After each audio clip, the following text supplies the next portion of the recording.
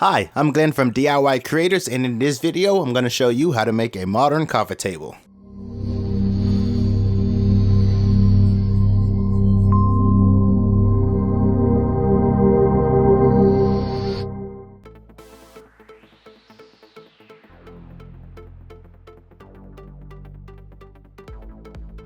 And I'll start by ripping these pieces down on the table saw. Being that all the pieces don't seem to be the same width, I'm gonna make sure I take off one cut off each side first. Then I'll make some adjustment on the table saw, and then I'll flip the board around and then make one final cut just to make sure that I have straight edges on both sides.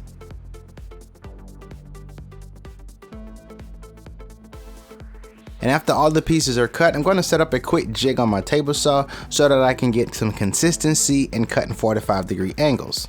And making these miter joints is still a bit tricky even though you're setting it up on a table saw, because you have to keep this perfectly aligned so that we can get some tight miter joints. If miter joint seems to be a bit intimidating, you can always just use regular butt joints in this situation. And for these smaller pieces, I find it a bit easier using my circular saw. And with all the pieces cut, we should have 4 pieces. We should have the 2 sides and also the top and bottom.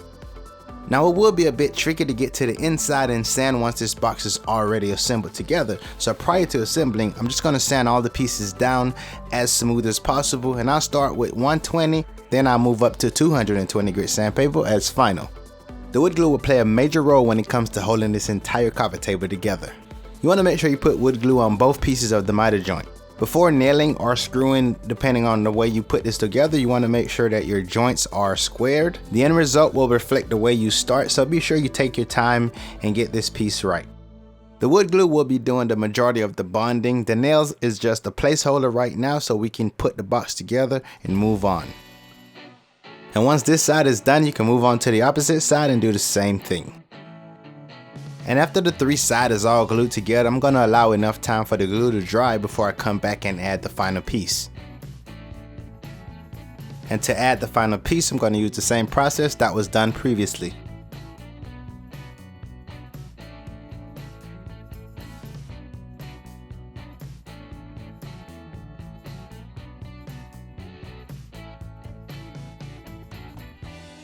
And since we're working with mitered corners here, the band clamp seems to work well, especially when trying to put pressure on all the corners.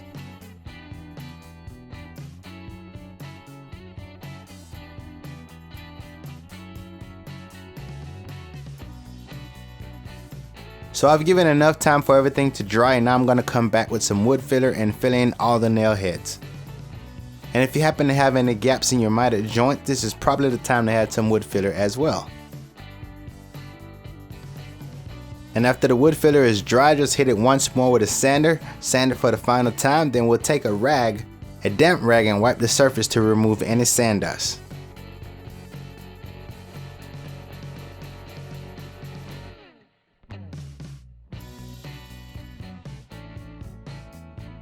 I actually like the light color of the wood, but if you want to stain it as well, you can totally go for it. But to put a protective coat on it, I'm going to use polyacrylic as my final top coat. As long as you follow the instructions on the can, you should be fine. In this case, I used 3 coats of the polyacrylic, and in between each coat, I used a 300 grit sandpaper and 400 on the final one.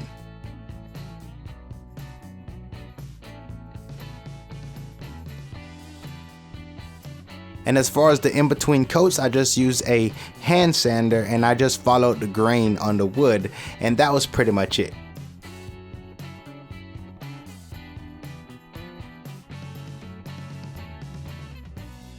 Now of course you can always make the legs you desire or purchase the legs you desire, but for this project I really like the way the hairpin legs look, so this is what I went with for this project. I used a combination square to make sure I placed all the legs in the same spot and everything looked consistent. Each leg was placed an inch in from each side. Just pre-drill your hole and install the screws.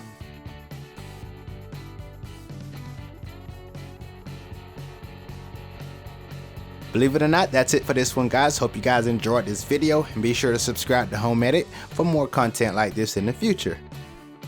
I'm Glenn from DIY Creators, and I will see you next time.